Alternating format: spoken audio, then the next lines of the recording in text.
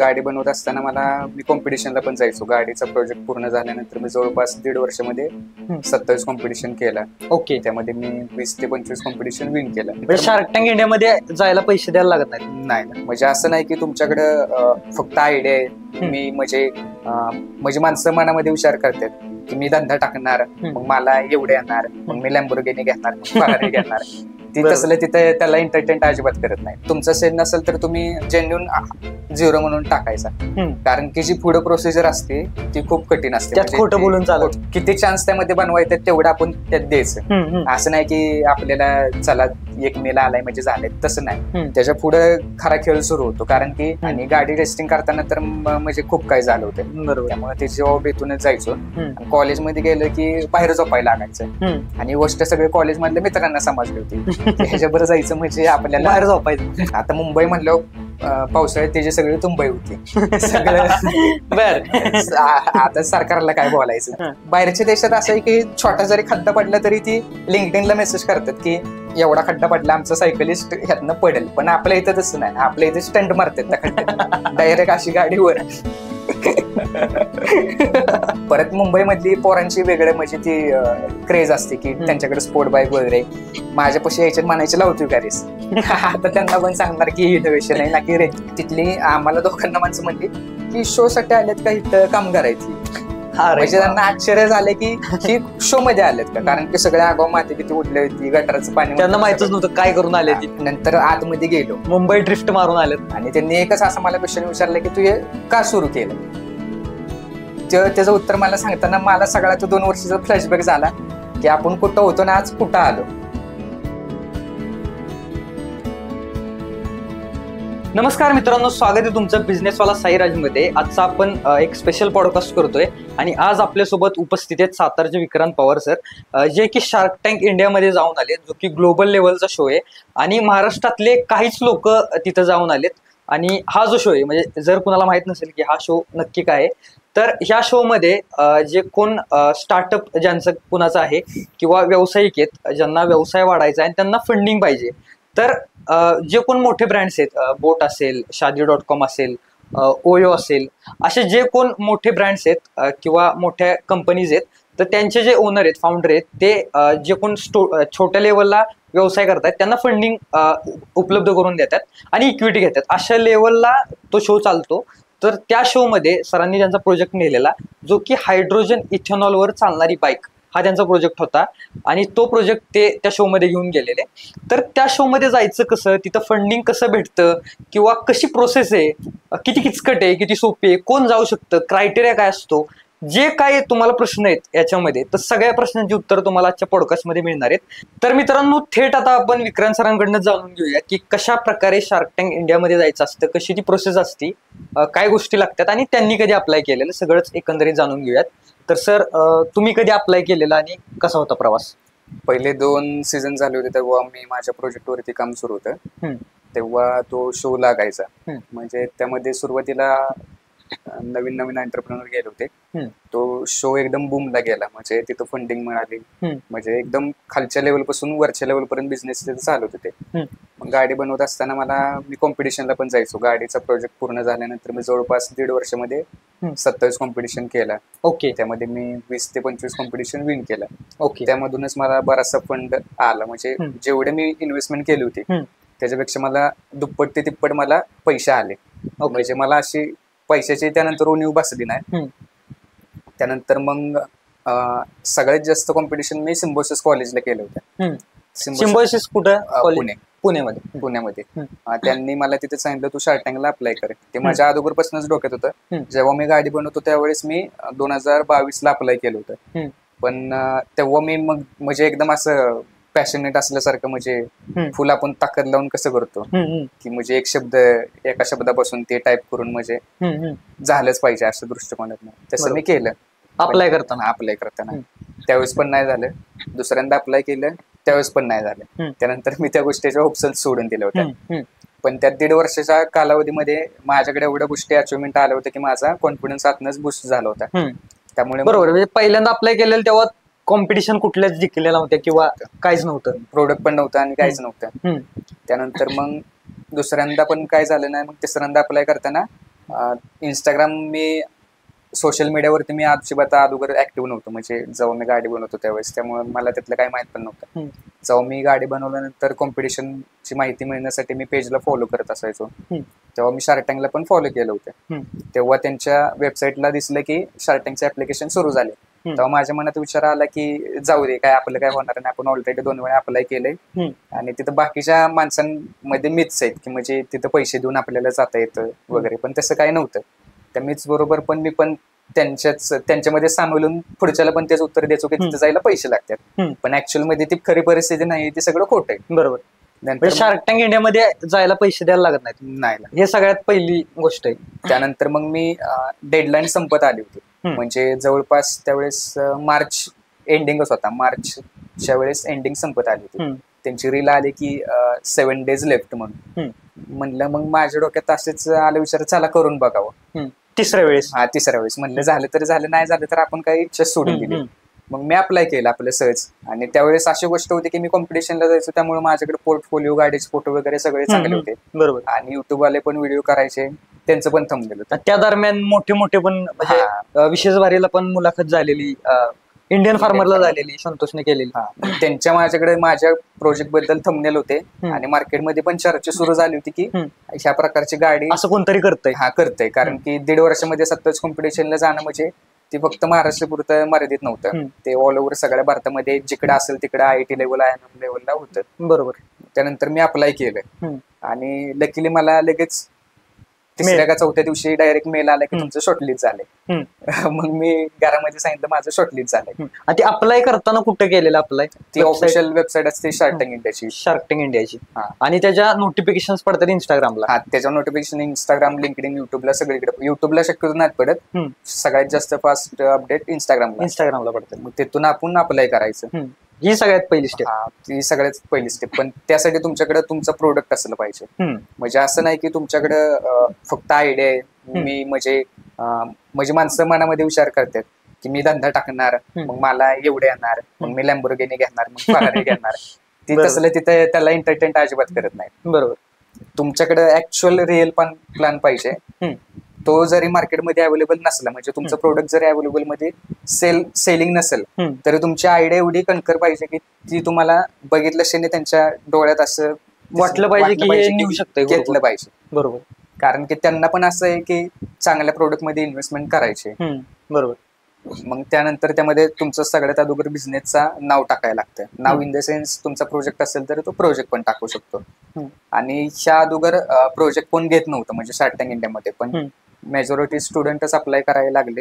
Entrepreneur, आपल्या भारताची लोकसंख्या युवा आहे, त्यामुळे ओल्डर जनरेशन म्हणजे जास्त तिथं प्रेफर नाही करत. आणि त्यांना माहित पण नाही की शार्क टँक शो म्हणजे नक्की काय आहे, जे फक्त त्या फील्डमध्ये त्यांनाच माहिती आहे. बरोबर.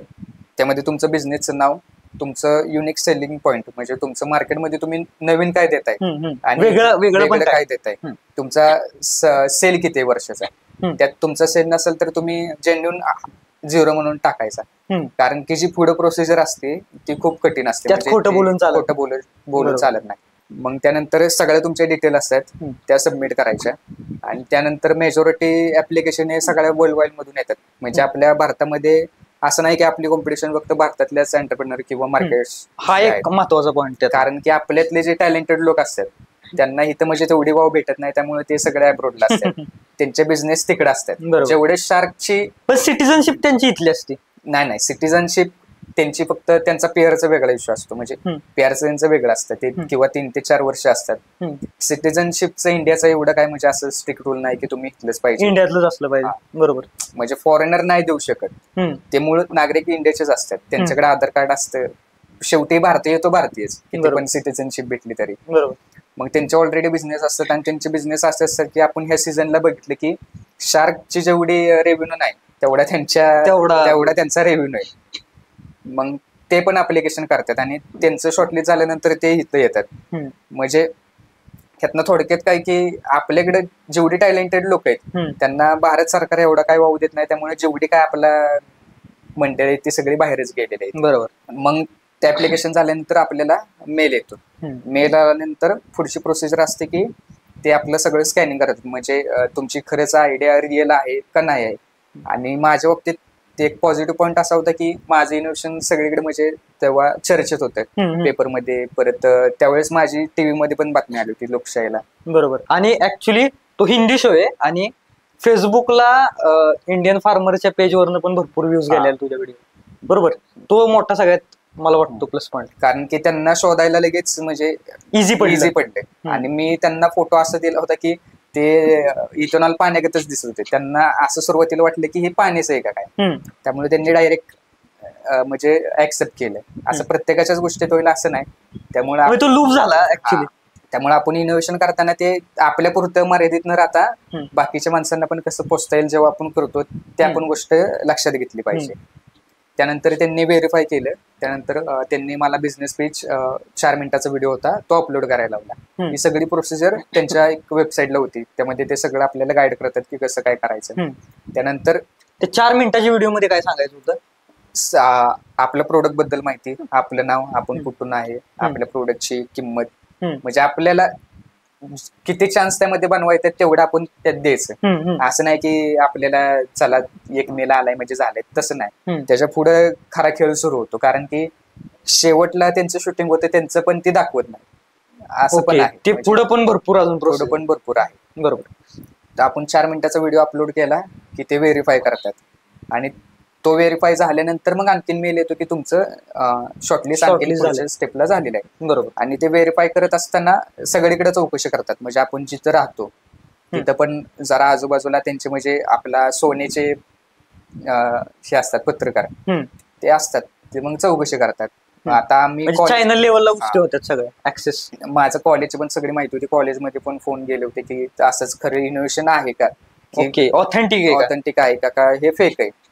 त्यानंतर मग पुढचा राऊंड असतो तो ऑडिशनचा राऊंड असतो, तो आपला फिजिकली असतो, तो मुंबईला असतो. आणि त्या ऑडिशन पर्यंत म्हणजे हे सगळे फोन वगैरे झाले, तुमचं व्हेरिफिकेशन झालं, आणि तिथून तुमचं जेव्हा मुंबईला ऑडिशन असते ह्याच्या मधला स्पॅन किती साधारण जातो? स्पॅन त्याला 2 ते 3 महिने असतात. ओके. म्हणजे ह्या मुंबईला जाईपर्यंत 1-2-3 महिने जातात तुमचे. त्यामध्ये पेशन्स खूप पाहिजेत. असं नाही की आज झाले की लगेच उद्या लगेच मी सुपरस्टार, लगेच माझा बिझनेस रस्त्यावर, तसं नाही. बरोबर. की त्या टाइम घेणाऱ्या गोष्टी आहेत, असा गोष्ट आहे. बरोबर. त्यानंतर मग मुंबईला जायचं ठरलं होतं. मग मी त्यांना सांगितलं की मुंबईला जरा मला कठीणच जाईल, कारण की मी मुंबईला ह्याच्या दूर गेलो होतो, पण तेव्हा मला खूप प्रॉब्लेम आले होते की कारण की आपल्या इथलं आरटीओ ट्रॅव्हल्स वाल्यांना गाडी नेऊन नाही देत. म्हणजे ती गाडी घेऊन जायचं होतं आणि ती न्यायचा मोठा प्रॉब्लेम होता. आणि तेव्हा एज पण खूप कमी होतं. नाही एज होतं. तेव्हा किती होतं एज? तेव्हा 20 होतं. 20 होतं. आरटीओ काय म्हणजे परमिशन देत नाही, कारण की ती एकतर गाडी हायड्रोजन इथेनॉलची होती, त्यामध्ये रिस्क खूप होती.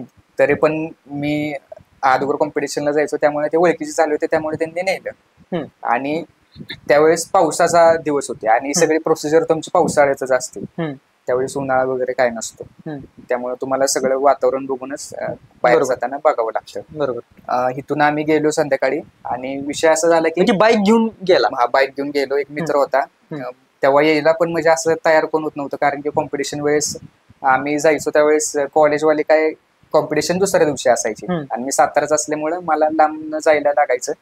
मग आम्ही पुण्यातनं नागपूर, नाशिक, बेंगलोर तिकडे जायचो. त्यावेळेस गाडी चालवतच संध्याकाळीच जायचो. बरोबर. आणि संध्याकाळच्या वेळेस गाडी अशी होती की माणसांना वाटायचं की हे गुंडच आहेत, म्हणजे गुन्हेगारच आहेत. गाडी म्हणजे सगळी खोललेली. बरोबर. ते सगळं त्याला काहीच नव्हतं, काहीच होती. आणि गाडी पण अशी होती की ती कधी पण तिचा प्रॉब्लेम यायचा, आणि गाडी टेस्टिंग करताना तर म्हणजे खूप काही झालं होतं.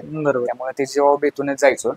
कॉलेजमध्ये गेलं की बाहेर झोपायला लागायचं, आणि गोष्ट सगळे कॉलेज मधल्या मित्रांना समजली होती. ह्याच्याबरोबर जायचं म्हणजे आपल्याला बाहेर झोपायला लागतंय, आणि एवढी काय अशी सोय नाही. पण नंतर मला हाय लेवलचे कॉम्पिटिशन भेटले, त्यात मला मग रूम बीम सगळं, मग त्यामध्ये मुलं माझ्याबरोबर येत होती.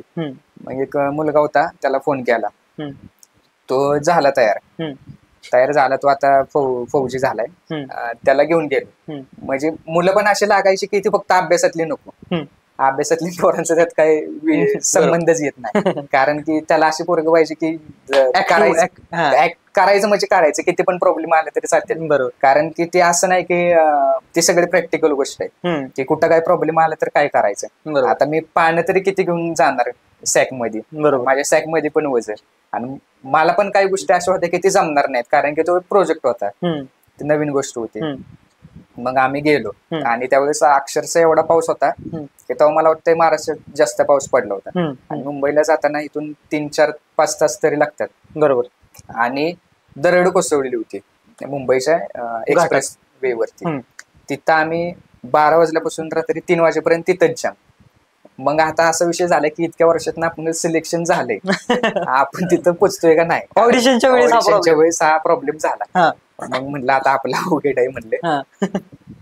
3 तर वाजले. 10 वाजता तर त्यांनी बोलवलं होतं. म्हणलं एवढ्या लवकर आपण पोचणार नाही, कारण की ट्रॅव्हल ज्या रूटनं जाते त्या रूटला ते नव्हते. तिथून आम्हाला 15 ते 20 किलोमीटर गाडी चालवायची होती. आणि मुंबईला ट्रॅफिकचे रूल वगैरे सगळे कडक आहेत, त्यामुळे ते हवालदारांना पण फेस करायचे. म्हणजे तो एक वेगळ्या लेवलचा प्रॉब्लेम होता.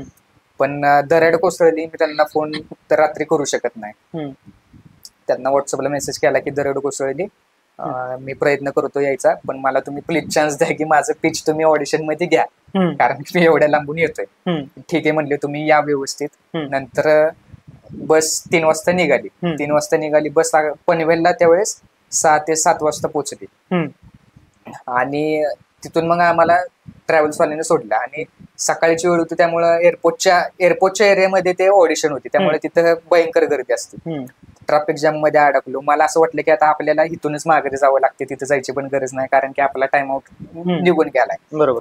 पण तसं ऍक्च्युअली नव्हतं. ते म्हणले तुम्हाला किती पण वेळ लागू द्या, आम्ही तुमचं दुपारनंतर सेशन घेऊया. कारण की माझ्या डोक्यात विचार असा चालू होता की मलाच एकट्याला बोलवलं, माझं एकट्याचं सिलेक्शन झालंय. ओके. मग आम्ही ट्रॅव्हल्स मधून उतरलो. आता तिथून पुढे आम्हाला 15-20 किलोमीटर जायचं होतं. आता मुंबई म्हणलं पावसाळ्यात त्याची सगळी तुंबई होती सगळं. बर. आता सरकारला काय बोलायचं, ती जाऊ दे, ते वेगळ्या लेवलचा विषय. कर भरायचा तरी पण सगळी खड्ड्यातनं गाडी दान कर. मुंबईची तुंबई. वा. म्हणजे अक्षरशः गाडी चालवलं की बाहेरच्या देशात असं आहे की छोटा जरी खड्डा पडला तरी ती लिंक्डइनला मेसेज करतात की एवढा खड्डा पडला, आमचा सायकलिस्ट ह्यातनं पडेल. पण आपल्या इथं तसं नाही, आपल्या इथे स्टंट मारतात त्या खड्ड्यात, डायरेक्ट अशी गाडीवर. हसायची गोष्ट नाही, आपल्या महाराष्ट्रात म्हणजे असं खूप भयंकर गोष्टी आहेत. म्हणजे आम्ही करत द्यायचा तुम्हाला, आणि सोयी मात्र म्हणजे अशा फार खालच्या दर्जाच्या. बरोबर. याचा काहीच उपयोग नाही. वेगळ्याच लेवलचा. मग ती आता जाऊ द्या, ती वेगळी गोष्ट, वेगळाच मुद्दा आहे. पण तो मला सतत सतावतो. त्याच्यावर आपण परत एक परखड मुलाखत घेऊया. मग त्यानंतर आम्ही ट्रॅव्हल्स मधून उतरल्या ट्रॅव्हल्सवाल्याने सांगितलं की पुढे हवालदार, आपण तिथं गाडी नेऊ शकत नाही तुझी, इथंच उतरवली. आणि असं पण आहे की गाडी उतरवायला पण 3-4 माणसं लागतात. त्यावेळेस माझा चिमटला हात त्या दरवाजामध्ये. गाडी उतरली की डायरेक्ट पाण्यामध्ये. आता हिला चालवत कशी न्यायची, पावसात सगळा ह्याच्यामध्ये प्रॉब्लेम सगळा. मग आम्ही चालू केली गाडी आणि गेलो. गाडी पुढे गेलो की इथेनॉल माझ्याकडे थोड्याच प्रमाणात होतं, कारण की इथेनॉल असं काही बाहेर भेटत नाही. आणि त्या ऑडिशनच्या वेळेस म्हणजे खूप वेळ लागला, त्यामुळे मला काही कल्पना नव्हती की जावं लागेल. मग माझ्याकडे काही 1-2 लिटर होते, तेवढे मी घेतले. पण ते ट्रॅव्हल्स मध्ये प्रवास करत असताना थोडंफार सांगले, त्यामुळे माझ्याकडे अर्धा लिटरच राहिलं होतं. त्यात मी कसा बसा 20 किलोमीटरचा प्रवास करू शकतो, कारण की एका लिटर मध्ये 55 किलोमीटर जाते. पावसाळ्यामध्ये ऍव्हरेज कमी भेटतं, कारण की कंडिशन तसं नसतात. मग मी असं ठरवले की आपण गाडी इथेनॉलवर नाही न्यायची तिथपर्यंत, कारण की येताना आपल्याला परत संध्याकाळी प्रॉब्लेम होईल. मग मी थोडंसं पेट्रोल नेलं होतं, आणि मग पेट्रोलवरती आम्ही गाडी नेली. पण गाडीचं इंजिन बनलं होतं हायड्रोजन इथेनॉलसाठी. मग त्यात जरा प्रॉब्लेम आला, त्यामुळे आमची गाडी तिथं बंद पडली. पण मी तिथं लगेच चालू केली आणि म्हटलं आपण इथून आता तिथं हॉटेलच्या समोर गेलं की तिथं आपल्याला बघणारी माणसं असतील, तिथं गेल्यावरती आपण इथेनॉल टाकायचं आणि मग तिथं हॉटेलमध्ये प्रवेश करायचा, असं मी ठरवलंय. मग तर आपण त्याप्रमाणे मी गाडी चालवत गेलो आणि फार गुडघ्यापर्यंत पाणी होतंय. आता ते पोरग फौजीमध्ये गेले म्हणजे त्याचा आजूबाजूपासून गुडघ्यात मिळतो. आता त्याला मी मागणं म्हणत होतो पळव त्याची पण पळव. फार गटारातल्या पाण्यामधनं आम्ही गाडी म्हणजे अशी चालवून नेली होती. बरोबर. आता बरीचशी पोरं म्हणतात की तू तर फार हिरो झाला, तुलाही मोठा झाला, पण त्यांना यांच्या मागचा संघर्षच काय माहिती. परत मुंबईमधली पोरांची वेगळं म्हणजे ती क्रेज असते की त्यांच्याकडे स्पोर्ट बाईक वगैरे. माझ्यापाशी यायच्यात म्हणायचे लावतो का रेस, आता त्यांना पण सांगणार की इनोव्हेशन आहे ना की रेडची गाडी. जेट वाटायचं का त्यांना? त्यांना शेट वाटायचं. आणि एका हवालदारानं हात केला, त्यांना ती पाण्याची बॉटल होती, त्याला वेगळंच काहीतरी वाटलं, पाणीवाली गाडी त्यानं जाऊन दिली, म्हणजे थांबवलंच नाही. एखादं दुसरं चांगलं लागतं, पण एखादं त्यातलाच एक तुम्हाला आता किस्सा सांगतो. कॉम्पिटिशनला गेलो होतो आणि त्यांना माझी गाडी दिसली आणि आम्ही मॅप लावून चाललो होतो. मुंबईमधलं आपल्याला काही माहित नाही आणि पुढं पोलीस थांबला होता, ते आम्हाला दिसला नाही, हॉटेलमध्ये थांबला होता आणि आम्ही त्याच्याच मागून टर्न घेतलं. त्याला असं वाटलं की हे काहीतरी वेगळा प्रकार आहे म्हणून आपल्याला घेऊन गेली. दोघं आमचा पाठलाग करत माग आली, म्हणली गाडी थांबवायची. बर, गाडीच थांबव म्हणला, पेट्रोलवर नाही चालत गाडी. तो म्हणला इंजिन आहे ना. म्हणलं पण इंजिन आम्ही मॉडिफाय केले. नाही म्हणलं आता चौकीत चालायचं. तिथं आपण आता काही बोलू पण शकत नाही, कारण की कॉम्पिटिशनचा मूड सगळं वेगळा असतो. नंतर त्यांना सांगितलं मी साताराच आहे. साताराचं सांगितलं की तेवढे चांगली गोष्ट आहे की साताराचं नाव घेतलं की माणसं म्हणजे त्यांच्या मनात काय वेगळं वाटतं की चांगल्या सहानुभूती दाखवली त्यांनी. त्यानंतर त्यांना सांगितलं इथेनॉल वरती गाडी चालवलेली. मग त्यांनी स्वतः मग तेव्हा गाडी चालवलेली, म्हणजे कशी चालते बघितलं ना, आम्हाला सोडलं.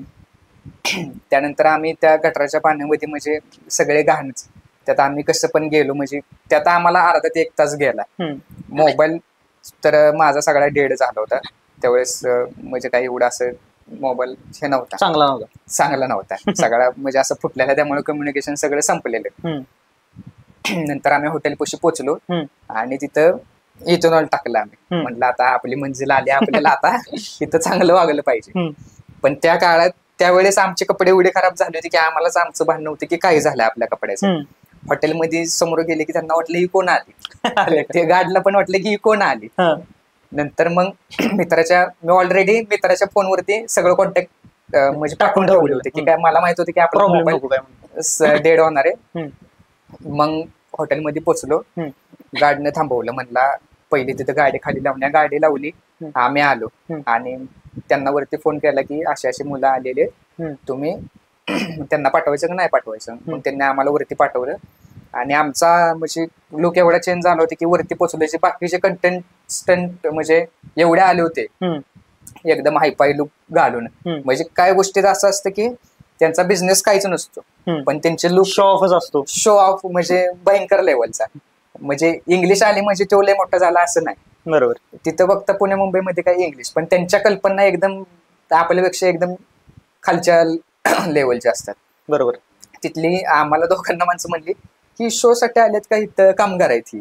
म्हणजे त्यांना आश्चर्य झालं की ही शो मध्ये आलेत का, कारण की सगळ्या आगाव माती बिती उडली होती, गटाराचं पाणी, त्यांना माहितच नव्हतं काय करून आले. नंतर आतमध्ये गेलो, मुंबई ड्रिफ्ट मारून आलेत. आतमध्ये गेलो की सगळं म्हणजे असं कधी बघितलं नव्हतं, सगळं एकदम असं एम्बेस. कॉम्पिटिशनला जायचं पण ते कॉलेज लेवलचं असायचं सगळं, म्हणजे असं हायफाय. किती साधारण माणसं होती? साधारण माणसं 60-70 असतील.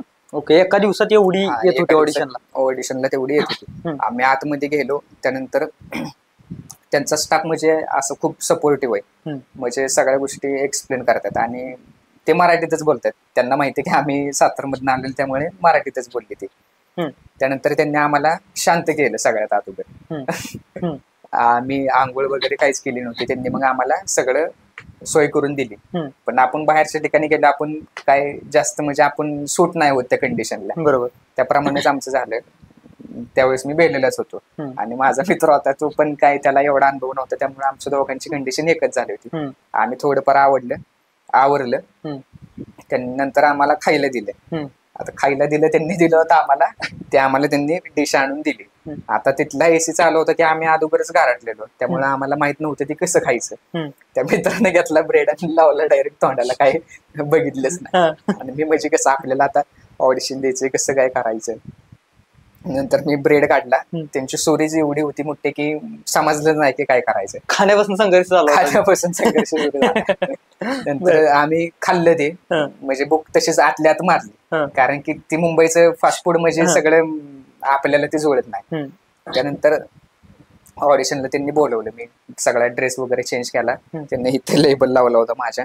तेव्हा मला जरा भारी वाटलं की हा बाबा आपण कंटेस्टंट आहे, की आपण आलो शेवटी इथे तरी आलो, पोहोचलो. त्यानंतर मग त्यांनी वेटिंग करायला लावलं, थांबलो बाहेर. नंतर आतमध्ये गेलो. समोर माझ्या ते 4 ज्युरी होते आणि समोर इकडे टीव्ही. त्यात कोण असं फेमस कोण होतं का? नाही, ते त्यांचं आतलं कॉन्फिडेन्शियली असतं सगळं. त्यामुळे ते 4 जण होते, ते त्यांच्याच टीम मधले होते. ते सगळं व्हेरीफाय करतात, मी काय बोलतोय ते सगळं A to Z सगळं रेकॉर्डिंग होतं. ते किती पण तासाचं होऊ द्या किंवा त्यामध्ये काय पण असू द्या, त्यामध्ये काहीच नसतं, सगळं जेन्युइन. आणि कंटिन्यू एक त्यांचा आपल्या कोर्टामध्ये कसं टायपिंग चालू असतं, जसं कंटिन्यू टायपिंग असतं. आणि काउंटर क्वेश्चन म्हणजे एकदम सगळे काउंटर क्वेश्चन, म्हणजे जे तुम्हाला माहित नाही ते पण ते विचारणार. मग त्यांना आपल्याला एक्सप्लेन करून सांगायला लागतं. युपीएससीच्या एमपीएससीच्या मुलाखती सारखी मुलाखत, त्याच्यापेक्षा जरा कमी, ती लय वरच्या गोष्टी झाल्या.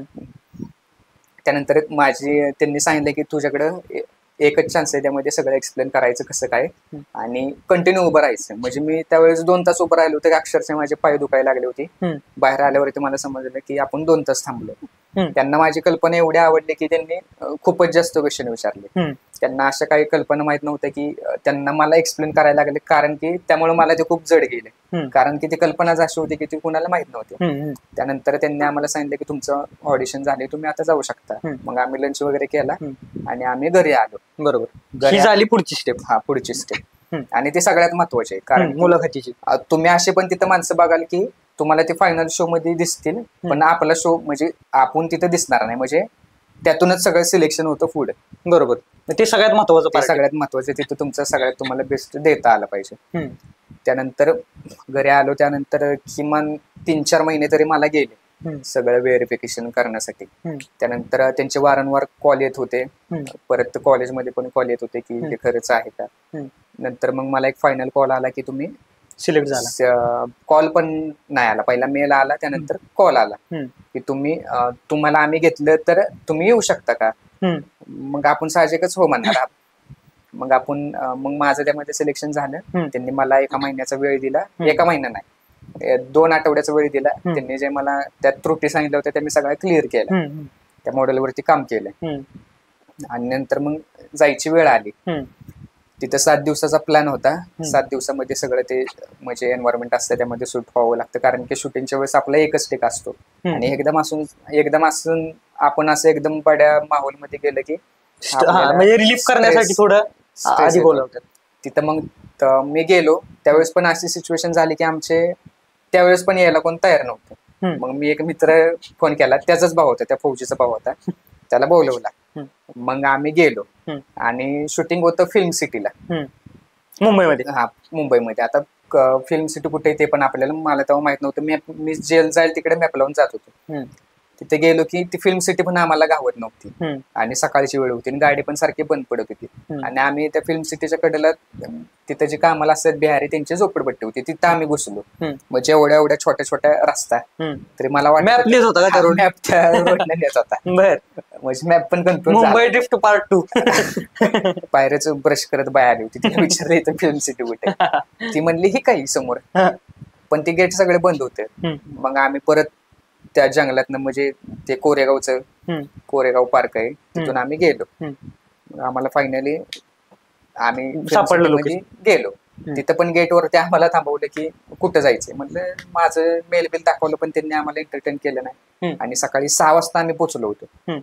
मी त्यांना फोन करतोय पण त्यांनी फोन उचलले नव्हते टीमने. नंतर मग त्यांनी फोन केला आणि मग आम्हाला आत पाठवले. मी गाडी लावली. नंतर मी त्याच्या मित्राला त्याच्या पाहुण्यांकडे पाठवला आणि मी हॉटेलवरती गेलो, लोकेशनवरती. हॉटेलवरती गेल्यानंतर बॅग पण माझ्याकडे अशी होती की मला असं ट्रॅव्हलिंगला जास्त लागत नव्हती, मी गाडीवर जायचो त्यामुळे. बॅग पण माझ्याकडे अशी फटकी होती. तिथं टुरिस्ट आले होते मुंबईमध्ये आणि बरोबर जुहू बीचच्या समोरच आमचं हॉटेल होतं. बॅग वगैरे फाटली होती, ती सगळी माझ्याकडेच बघत होती. आणि मी रात्रीचा प्रवास, मग शेवटी मी गेलो रूम मध्ये आणि नंतर झोपलो मी. मला दुसरं काही सुचलंच नाही. नंतर त्यांचा फोन आला की आपल्याला सेटवरती जायचंय दुसऱ्या दिवशी. ठीक आहे म्हणलं, चालतंय. सेटवरती गेलो. तिथं एक महाराष्ट्रातला मुलगा होता, नाशिकचा. त्याच्याकडे मी एकदा फक्त बघितलं आणि त्यानं माझ्याकडे एकदा फक्त बघितलं. त्याच्यावरूनच आम्हाला समजलं की आपल्यातला. आमची नजरच फक्त कापी होती की आम्हाला ओळखायला. त्याच्यानंतर आम्ही सेटवर बोललो आणि त्या कॅम्पस स्पेशल मध्ये फक्त 6 जण सिलेक्ट झाली होती. दोघंच आम्ही महाराष्ट्रातलं होतो, पण त्याचं काय म्हणजे प्रदर्शित झालं नाही पुढे. प्रदर्शित झालं नाही, तो एक वेगळा विषय. म्हणजे असं पण असतं की तुमचं शूटिंग झालं पण ते प्रदर्शित होत नाही. ओके, असं पण असतं. म्हणजे शेवटच्या मोमेंट पर्यंत जेव्हा जोपर्यंत दिसत नाही तोपर्यंत शाश्वतीच नाही. त्यामुळे कधी पण चिंकाईचे जल्लोष अगोदर साजरा नाही करायचं. बरोबर. नंतर आमचं सगळं शूटिंग वगैरे झालं आणि शूटिंगचा दिवस आला. त्यांनी आम्हाला थोडं सांगितलं होतं की थोडंसं प्रिपेअर व्हा, कारण की ते थोडं गाईड करतात, थोडं गाईड करतात. मग मी रात्रभर मला झोपच येत नव्हती, माझं सगळे जागरण झालं होतं. दुसऱ्या दिवशी सकाळी 6 वाजता आम्ही सेटवर गेलो. त्यांनी आमची सगळी तयारी केली आणि शूटिंग सुरू झालं आणि 1 टेक. आणि कॅमेरे वगैरे आपले सगळे ते क्रेनचे कॅमेरे वगैरे सगळे असे वरतून जातात, माहोल आणि समोर असं त्यांना एकदम बघितलं की काय कुठं आलं मी. सगळे एवढे सगळ्या लाइटिंग वगैरे. मग त्यानंतर एकदा बोलायला सुरुवात चालू केली की त्या फ्लो मध्ये मी गेलो आणि त्यांनी एकच असं मला क्वेश्चन विचारलं की तू हे का सुरू केलं. त्याचं उत्तर मला सांगताना मला सगळा तो 2 वर्षाचा फ्लॅशबॅक झाला की आपण कुठं होतो ना आज कुठं आलो. म्हणजे आपण प्रयत्न केला म्हणून आलो. बरोबर. पण त्या गोष्टी पण काही जण म्हणतात की काय असं वाटतं लोकांना, फेक आहे. हा असं वाटतं, ऍक्च्युअली तसं नाही. हा बरेचसे माणूस होते की bro it's not Indian idol. म्हणजे इंडियन आयडॉल म्हणजे काय ते काय त्यात मध्ये पण काही एवढं नाही. पण माझे जे रिअल होते ते माझ्या मनात आले आणि त्या मागे संघर्ष होता. मग मी ते बोलून गेलो. मग ते सगळं झालं. फंडिंग काय भेटले नाही पण बरेचसे कॉन्टॅक्ट मला भेटले, ऍक्सेस मिळाला. हा ऍक्सेस मिळाला. त्यानंतर आम्ही घरी आलो. घरी आल्यानंतर जवळपास 5 महिने गेले. 5 महिने गेले. सीझन सुरू झाला. प्रोमो सगळ्यांचे यायला लागले. मला वाटलं आपला आता एपिसोड दाखवतात का नाही दाखवत, कारण की आम्ही सगळे पोरं होतो आणि वाटलं नव्हतं की म्हणजे काय पण होऊ शकतं त्यामध्ये, कारण की तिथं आपण काय करू शकत नाही. बरोबर. ते सगळं आपल्याकडून लिहून घेतात, तर आमची जबाबदारी तुमच्यासाठी नाही काय. मग त्यानंतर त्यांनी 1 आठवड्यापूर्वी मला सांगितलं तुमचा प्रदर्शित होणार आहे मंगळवारी.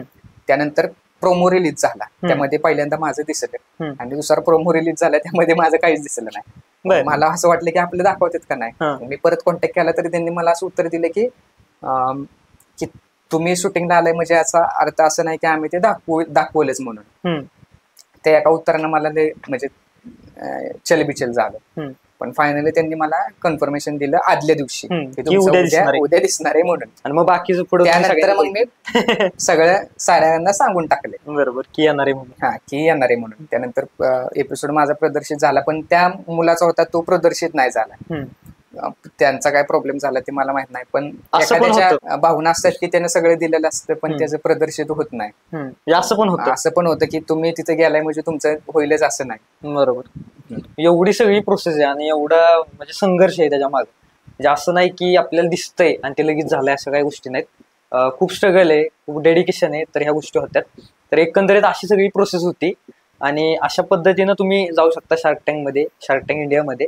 आणि जर कुणाचं असं जेन्युन स्टार्टअप आहे, जेन्युन व्यवसाय किंवा अशी काय आयडिया आहे तर नक्कीच प्रयत्न करा. तुमचं काही येऊ शकतं, जाऊ शकता, नाही जाऊ शकत, पण डेडिकेशन न करा, 100% होईल. ह्या व्हिडिओच्या शेवट तुम्हाला बिहाइंड द सीन्स दिसतील, ते आपण मेंबर्स ओनलीला टाकणार आहे. तर नक्कीच जॉईन बटन दाबा आणि मेंबर्स ओनलीचे देखील व्हिडिओ बघा. सोबतच तुम्हाला हा व्हिडिओ कसा वाटलाय आम्हाला कमेंटमध्ये सांगा. जर तुम्हाला हा व्हिडिओ आवडला असेल तर हा व्हिडिओ लाईक करा, शेअर करा आणि मित्रांनो आपला चॅनल सबस्क्राईब करा. धन्यवाद. आता ह्या पॉडकास्ट मध्ये जे येईल ना तेव्हा सगळा विदाऊट एडिट पडणार व्हिडिओ. केलंय की सुरू केलं. तू रेडी आहेस का? गाडी बनवायची प्रोसेस सगळी बघणार आहे, काय विषय ती. आता माझा फ्लो गांडलाय आणि गाडी टेस्ट करताना का नाही त्याची चेसी तुटलेली चालू टेस्ट मध्ये. ते मोठा विषय. मोठा विषय. हे मित्र बोलवायचं नसतं रे कधी. मित्र बोलवले की असं की इकडनं 2 रुपये मला टाका नाही तर 3 होणार, इकडनं तिकडे गेले की 4 होणार. असं लाख रुपये कमवायचं असं ठरलेलं. तेव्हा तू म्हणला होता आपण एवढा पैसा कमवणार की कोणाला वेळ आहे एवढा की पैसे मोजा. आपण पैसे मोजायची मशीन गाडी बनवायला पैसे लागणार. म्हटलं पैसे कुठं आणायचे. माझ्याकडे एक पर्याय सुचला की म्हणजे 10वीची पुस्तकं विकायची अर्ध्या किमतीत. विकले बरं होता. तर पॉडकास्ट मध्ये तसलं चालत नाही. मी कट म्हणत नाही तोपर्यंत पॉडकास्ट सांगणार नाही. तू ह्याचा पण घ्यायची सीन माहितीये का मी असं घेणार.